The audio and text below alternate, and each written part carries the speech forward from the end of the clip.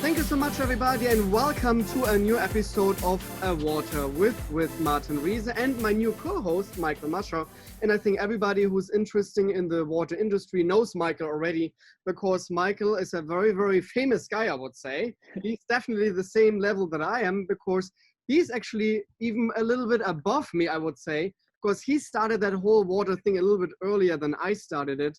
And he was one of the gentlemen who actually sent me a recommendation letter when I wanted to come to Los Angeles, to America in 2011, and I'm really thankful for him. So Michael, hello and welcome to the podcast.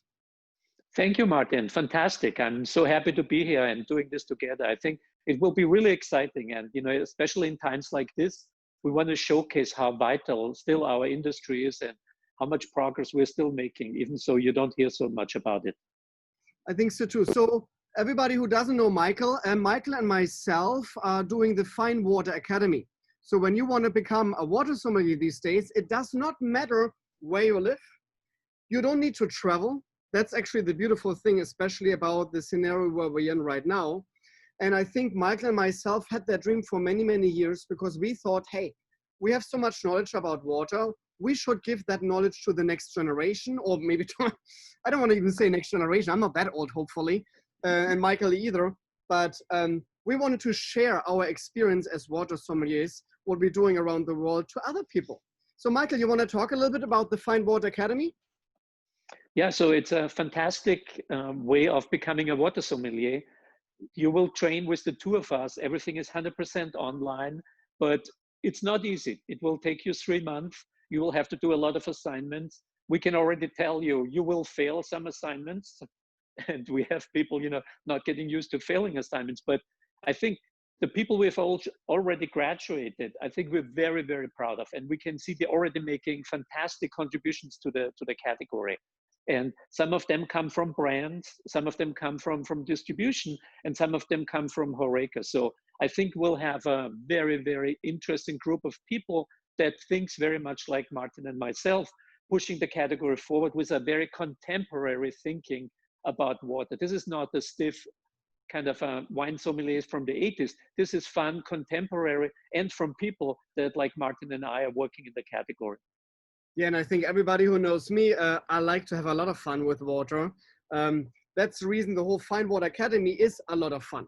And I really have to say, I'm enjoying that on a daily basis when I see the assignments from all around the world dribbling in on my computer, and I can read some assignments, I can watch videos for some assignments, and we can connect to people who are interested in the water industry. And that is for me fascinating. But I have to say, I'm getting a little thirsty, and we always said a water with. So obviously, Michael and myself want to drink water as well. And we have a very, very special guest from the United States today here. And I have the water in front of me. It's not the typical bottled of water, what you might be seeing in the grocery store. This is something I really think has a lot of passion to it. So welcome, Natalia. Hi, it's so nice to be here. Thank you so much for having me. So tell me a little bit, where are you located? Well, I'm located in Southern Oregon right now, but the water actually comes from Pine, Idaho. Okay. And how did you start to become interesting in water? Well, it's a very interesting story. I wasn't so much interested. I mean, I've always been interested in the types of water we drink from a health perspective. But my family, my husband and myself were very interested in water advocacy and nonprofit work. And we have about 15 years in that industry. And then in 2015, when this Rising Spring source came up for sale, somebody involved in the sale reached out to us because they knew of our commitment to water and protecting water, and they were very invested in having the new owners be somebody of that mind frame. And so they reached out to us, and we were, did our due diligence, and we're very, very honored and excited to purchase the land in the spring and kind of embark on this journey. But we really, from day one, we weren't sure what that would look like. So it has been an unfolding from the beginning. Very interesting. It's interesting that you mentioned the social purpose, because it's the first time when I saw on your website, it actually says Social Purpose Corporation. I wasn't aware we have SPCs. Yes, yeah. It was very important to us from the beginning to layer as much of the consciousness of water advocacy and social and business environmental awareness from the beginning, because I think it's so much harder to do, you know, once you're up and running. So to just really make that foundation in the beginning. So we're a B Corp, which was a lot of work, and we have a nonprofit giving arm, and then we also offset our carbon footprint as a company. I think this is great, and this is like why I'm so passionate about water, because I know a lot of water brands who are doing that and who saying like, you know what, we're taking something from Mother Nature and want to give it to the people, the beauty of Mother Nature, and they feel appealed on like going something back to the nature or giving something to society, or being like really aware of the situation that as a company you should do something good. And I love the idea that Rising Spring right away thought this about the beginning of this, to say, no, we want to be aware of that situation and we want to do something good to the planet and good to the people as well. And this is, I think, why we're on this planet. Let's face it, huh? We should bring joy to the planet. We should bring joy to other human beings and other animals and everything. And I think it's just great to have a company with us today here at A Water With, the podcast, to talk a little bit about the social aspect about water as well. So can you tell me a little bit about the water in general? Because Michael and I, as water sommeliers, obviously we're interested in the taste of water as well. Yes, absolutely. So I think I'll speak a little bit to the source. It is located in Pine, Idaho, so about an hour and a half outside of Boise, Idaho, at the base of the Sawtooth Mountains. The Sawtooth is actually part of the largest contiguous wildlife in the lower 48. And the water itself in the aquifer is underneath a granite batholith, which is the largest batholith in the world. So the water, the source is so protected with this large wilderness area and this dense granite. The water rises from 2.2 miles deep. 2 miles of that journey is through quartz crystal, so it picks up that silica along the way. It rises in our source house and we package there on site in the box. I think a lot of people don't maybe know, but when you see the video right now on YouTube, obviously a lot of people listen to the podcast, but you can watch the video as well on YouTube. And I will holding right now this incredible, beautiful package. And that's pretty much how much gallons are in there. It's 5 liters. So I believe 5 liters. Yeah. That's very heavy. I can work out with that. Say, huh? This is a great, like, you know, gyms are closed. So yeah. you do your workout and you can hydrate on the same time. So this is great. It's a fantastic packaging. You know, we had Rising Spring participate last year in Stockholm at the Taste and Design Awards. And, you know, they really won, you should hold it up. Yeah, they really won a gold medal for the packaging. And I think it's really, really fascinating. And maybe we can talk later a little bit about an aspect which I like best on the packaging, is that the pH is not very prominent, or I don't think displayed on the packaging. I think that's a really, really cool thing, and we can talk about it later. But quickly through the history, we know this water, right? This has been around for a while. This is one of the classic water, and I think for the people who have been in the business for a longer time, this was Trinity water at some point, correct? Correct, yes. Yes, it was packaged under the name Trinity, and it was a top-selling SKU in Whole Foods. And, you know, they did a beautiful job. They built a wonderful source house to honor the water. It's gorgeous. There's pictures on the website, and there's a picture I can show you here. And, you know, they put a lot of thought into, you know, the packaging facility. And so, and a lot of their, the science they did, we inherited a lot of great things from Trinity that really set us out on a great starting point to launch Rising Springs. It would have been maybe unsurmountable, really, to start from nothing. So we're very grateful that they were so thoughtful in all that they did, and that we could then pick up the stewardship and launch a new brand with some of the other things like the B Corp and the consciousness and other things layered in. How did you come up with the name Rising Springs? Well, I'll tell you, first off, it's really hard to pick a name because a lot of them are taken. So we had a lot of, you know, sessions of my husband and I and kids and whoever else we could get to, you know, join in. And we just like had, you know, lists and lists written down. And you know, a lot of the ones were taken, and I don't, you know, Rising Springs was always in there, and I don't know that from the beginning it was like, oh, this is the one, but as it's built, it really feels correct, because that's, you know, that's exactly what it's doing. And our, you know, our intent has always been to just be, it's an offering, you know, and we want to be the conduit for the offering, and we want to be as transparent as possible, you know, with the spring, with what it is. And so that's what it is. It's a rising spring. So it's called Rising Springs. Do you have one spring, or are there multiple springs? Because there's a plural in the brand name. Yeah, there's actually 2 springs. We currently only package out of one spring, and the facility is only equipped to package out of that spring. But we have a second spring on the property, which is the same aquifer, same fissure that it rises from, and it has no source house right now, but it has you know, the rate of the spring that we're currently packaging is 27 gallons a minute. The bridge spring, we call it, is 240 gallons a minute. Oh, interesting. So again, I'm thirsty, and as a water sommelier, water should not be a dry topic. So I'm gonna open this now, and I want that people really seeing this, because this is like really well done. And you have here like a little notch. You press this pretty much in there, or you can pull it out. Then this comes here, you're putting this right here. So it's actually very, very simple. Moving this away. And you can put this back in there. Here we go. Well done. This is very, very simple. It's almost look like I'm your marketing director, you know, for your water, huh? So, and then because, you know, like it has to be like obviously saved. So there's a little notch right here. You can open it with this as well. And now you can actually pouring the water. Let's see if I can manage to do this here. Here we go. And there's this flowing.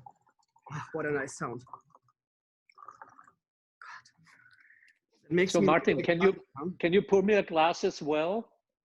Michael, we should, you know, there are like some videos right now with wrestling girls who are like all sitting at home, and one is hitting, and then the picture comes to the next person and is falling down and hits the next person. So maybe we should do this with water producers, Michael.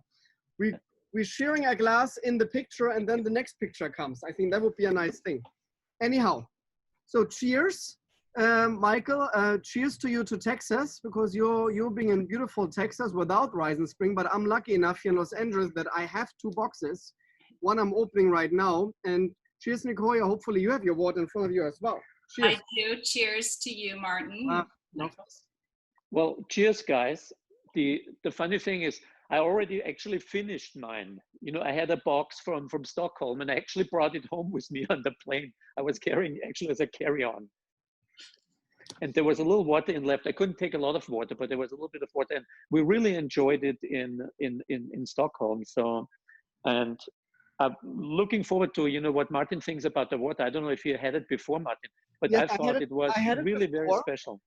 I had it before. It's a very round, very smooth water. You can clearly taste the silica level, I think. It makes the water very, very round and smooth.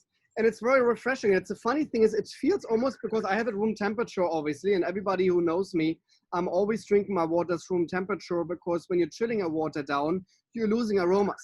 So please, guys, it's always important when you're doing a water tasting. And actually for me, it's even, I think it's better for my body. When I hydrate myself, I'm drinking all my waters room temperature. But this water, even in room temperature, feels really refreshing. What I like. Nicoya, do you know the TDS level out of your head of this water? Yes, it's 190. 190. So it's not like, Michael, we would consider it what? We would consider it light. Yeah. We would consider light water. But I find, when I remember how I experienced the water for the first time, I was really surprised. Number one, I knew it is a hot spring, and Nicoya can maybe talk about this a little bit later. So you would expect there's tons and tons of water in there, but it seems like the granite is so solid, so hard, that even the hot water can only dissolve a couple of minerals. And what I really enjoyed is with the water, what the pH does to it. It has a very high pH. I think it's over 9, something along 9.4. 9.4. So it has a pH of 9.4, so which is really, really high. And for me and Martin, we both have the experience. This high pH gives the water this kind of velvety feeling. Mhm. So when we talk about pairings later on, for me, the first thing that comes to mind is desserts, non-chocolate desserts. When you want to have this velvety, soft feeling with a water that has enough substance to carry it, but it has that fantastic silica, high pH feeling to it. And what I mentioned before on the box, many other companies would market their water high pH, high pH, high pH, healthy, you live forever if you drink it. So I was so happy to see that the high pH, which is uniquely high on your brand, was not put forward, but you focus on the water and have the pH as one of the attributes of your brand, but not the key component. Yeah, we actually, there was some suggestions for us to make it more bold. We ended up in our second version, we did add it right here so that, it was easier to find. But we were really clear that we didn't, again, we just go back to an offering. So it's the offering of the water. We want to list the attributes, and then it's the consumer's choice to choose what works for them. I really appreciate that you're saying this, because Michael and myself don't believe in this whole marketing gimmicks. And some waters, and I think for me, it's like the more marketing gimmicks are on the water, the more you know that waters might be from a municipal source, because they don't have a story. And I get it. It's like, obviously you told us already about Rising Springs.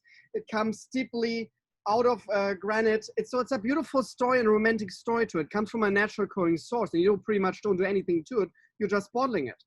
So other water companies doesn't sound obviously so attractive when you're saying, oh, in Montebello, we have a factory and we're using their tap water, then we're filtering everything out, we're adding some high processed minerals to it, and that's pretty much it, what we're doing. That's not really sexy for the consumer. Then suddenly they're coming up with an idea of, oh my God, it's high alkaline, it's overhydrating water, overachieving water, and then you already know, like, okay, now it's getting a little ridiculous. For me, I really appreciate what you're doing. Yeah? So, you're almost like an understatement. So it's like you're having a Porsche or like a Mercedes or something in your box. So it's an incredible good product, but you don't have to show it. Huh? And that is amazing. And this is really what I appreciate about Rising Springs. I think it's part of the whole brand, Martin, exactly. And I think even the box reflects that understatement, right? There's no picture of mountains or anything, and I'm pretty sure it's beautiful there, but it's this kind of really understatement focus on the main characteristics. And I'm curious, right now you're boxing just in the bag in a box. Do you have any future plans for expanding your offerings? I am excited to say that our plant ran their first line of glass bottles today, successfully. Oh, that's incredible. So yeah. Congratulations. And I'm so happy that we're doing the podcast on this very special day, obviously, as well.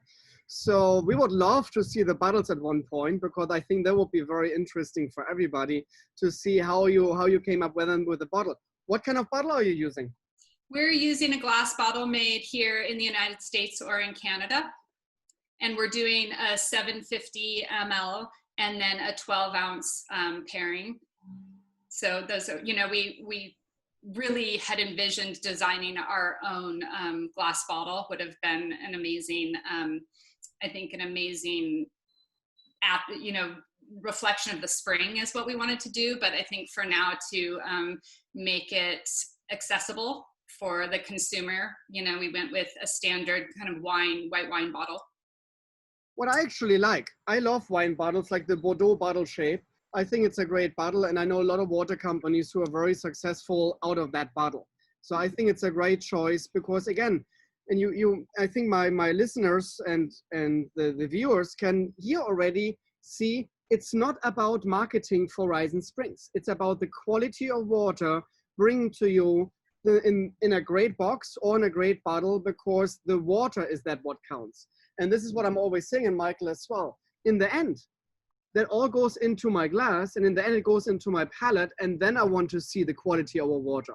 I actually don't care about all the marketing gimmicks beside this, and that's the reason, again, Rising Springs is for me really like a great choice to choose, because I'm getting that what I want to get, because I want to get a very, very good healthy water in my glass. And you're absolutely on the trend. You think you may be missing out on something, designing your own bottle. But if you look at the overall industry worldwide, I think this trend is a little bit over. That's about a year or 2 years old, where everyone's designing their own bottle, super expensive, super premium. I think we're coming back to a level where people focusing on the water and on the brand, but recognizing that the bottle is not so important anymore as a characteristics of the brand. If you have all the other things, like Martin was saying before, if you don't have anything else, then you need to make the bottle shine. But if you have a water like this, which has a store and everything, it works extremely well in a wine bottle. And I think it's very consistent with your overall brand. So it's fantastic.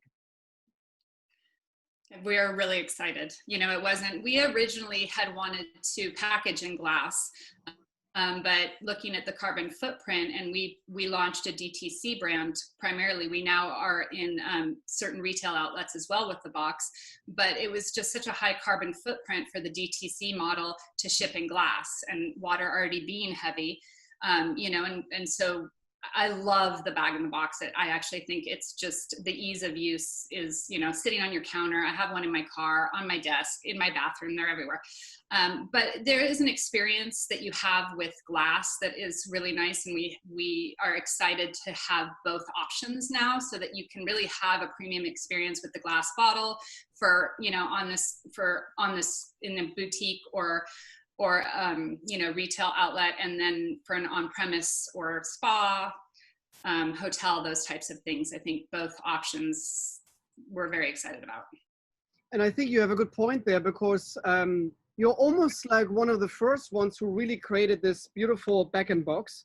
But I know that several large companies, bottled water companies, really thinking now to produce gallons or bag-in-boxes as well, because they're realizing, okay, it really doesn't make sense anymore to bottle a 0.33 liter plastic bottle, because people using then one after another, and after another. Why not creating one big container and then bringing the consumer this big container at home or into the hotels, and then they're selling maybe a small bottle, reusable bottle, maybe even labeled with a water company, that you can refill your bottle. And I think this will be the future. And I think you're one of the first ones who realized that. And I think, look at this, huh? Look at this, it's amazing. Yeah, so that was the whole idea. When we purchased the spring, it actually had a PET bottling line in it. And we immediately pulled that out, and we knew we weren't going to use that regardless of what we used. And so then having the multi-serve box, and then I love these. Earthwell did a wonderful job branding, creating these water bottles, which incredibly high quality stainless steel and this environmental powder coating on the outside. And so the idea being that, and we all have many water bottles, I think, in our kitchen. And so, it's nice to have a branded one, but we all have them. So that idea of just really being able to fill your own water bottle, it makes the most sense. And, the other thing I'll add to that is that we do, there's a liner inside of the box, and the liner, the spout, even that tab you pull off is all upcyclable if you send that back to us at the plant. We partner with a company that turns it into synthetic diesel. Mm-hmm. So far, your customers have mainly been individuals, households, families? Yes. We have, we actually sell pallets as well. And so we've had some larger corporations order pallets for headquarters. It's interesting. So most companies right now, with the coronavirus and the restaurants closing down, they see an impact in their sales on premises. So did you notice an impact on your sales? They increased for us. Yeah. That's quite interesting. So what is the future for Horizon Spring? So you told us you want to create the glass bottle. You still want to maybe go into the restaurant world, or you're thinking, you know what, it might be better to be in retail? I think we're open to both, really, looking for more of the premium boutique retail, not the larger chain stores. And, I think we are going to begin by focusing more West Coast, because our spring is on the West Coast.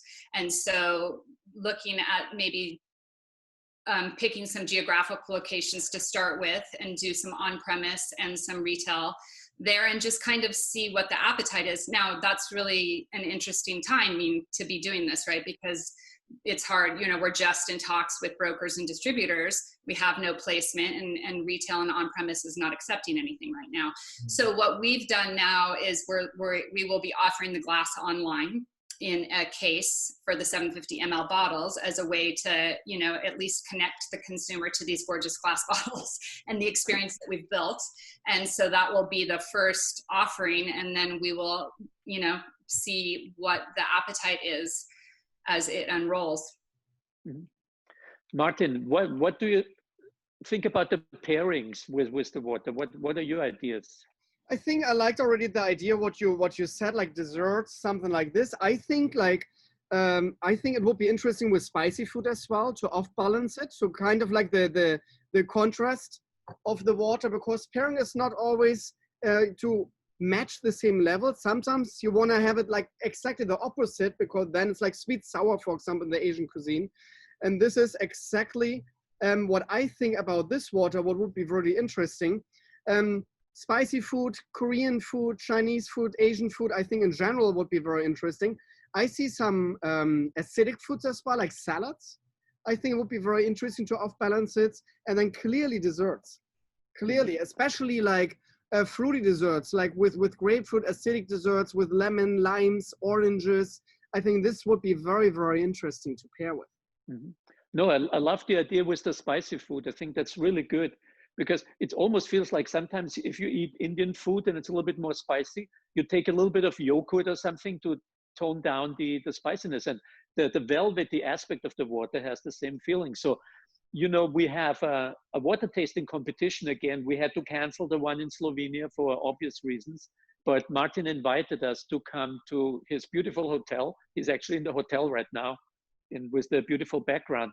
And on October 5th, we will have the Taste Awards and Design Awards 2020 at Petit Hermitage in Los Angeles. And we're thinking of doing another dinner afterwards. And, you know, maybe we'll try the water with some of the spicy foods in some of the many good Thai restaurants we have very close by to your place. This could be really exciting. Yeah, I think so too, Michael. What you were saying, Natalia? I was saying we would be honored to be a part of that. Maybe you're even able to join us. It's not that far away for you, huh? Oh yes, I would love that. I actually had many events planned in LA for the spring and the summer for the launch, which of course were canceled. But it's a little bit postponed now, yeah. Yeah. But I think Michael just said it. Our podcast always comes from Petit Hermitage Hotel, where I'm currently working, and I think like I want to show it a little bit to you as well, where I'm actually located. You see this beautiful garden right behind me, and you see this incredible tree. It's a very, very it's almost like an oasis in Los Angeles. A lot of people would never think that I'm actually right now in West Hollywood, but we're doing this every week now on a try. We're trying it always on Thursdays actually to do the podcast here from Petit Hermitage. And what Michael already said, on the 5th of October, even it's for the public. So people can come on the 5th of October, join us, and to see how 5 sommeliers from around the world can taste all the different waters. Michael, how many waters we will have? What do you think? I think 60 to 80 would be my guess.